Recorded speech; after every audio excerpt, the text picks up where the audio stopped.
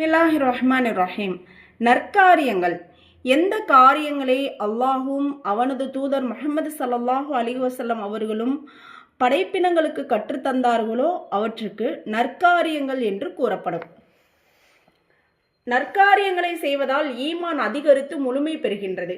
அப்படி நற்காரியங்களை செய்யவில்லையானால் ஈமானில் குறைவு ஏற்பட்டு விடுகின்றது.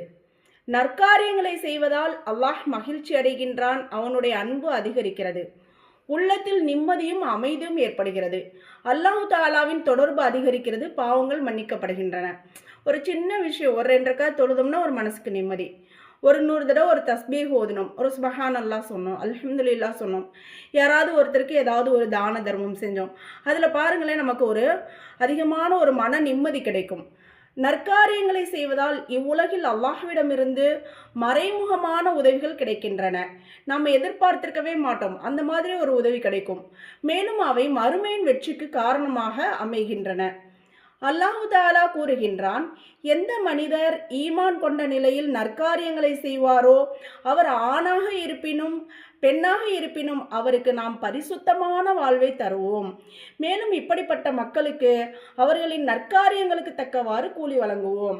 அல்லாஹ் ரசூலை நாம் ஈமான் கொள்வது, அதற்கு பின்னாடி என்னென்ன நற்செயல்கள் உள்ளது அப்படின்றத நம்ம தேடி தேடி செய்வது, இதனால அல்லாஹ் இம்மையிலும் மறுமையிலும் நமக்கு சிறந்த கூலிகளை வழங்குறான்.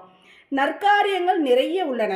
உதாரணமாக அல்லாஹு தாலாவிற்காக பள்ளிவாசல் கட்டுதல், ஒரு மதரசாவை நிர்மாணித்தல், மார்க்க கல்வியை கற்றல் கற்பித்தல், ஏழைகள் மற்றும் தேவையுடையோருக்கு உதவி செய்தல், தீனின் பக்கம் மக்களை அழைப்பு கொடுத்தல், தாகித்தவர்களுக்கு தண்ணீர் புகட்டுதல் முதலானவை.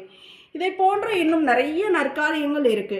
இந்த ஒவ்வொரு விஷயம், அண்டை வீட்டாருக்கு உபகாரம் செய்தல், உறவினர்களுக்கு உபகாரம் செய்தல், இது போன்ற நற்காரியங்கள் அதிகமாக செஞ்சு நம்ம அல்லாஹுடைய அந்த பொருத்தத்தை பெற்றுக்கொள்வோமாக இன்ஷா அல்லாஹ்.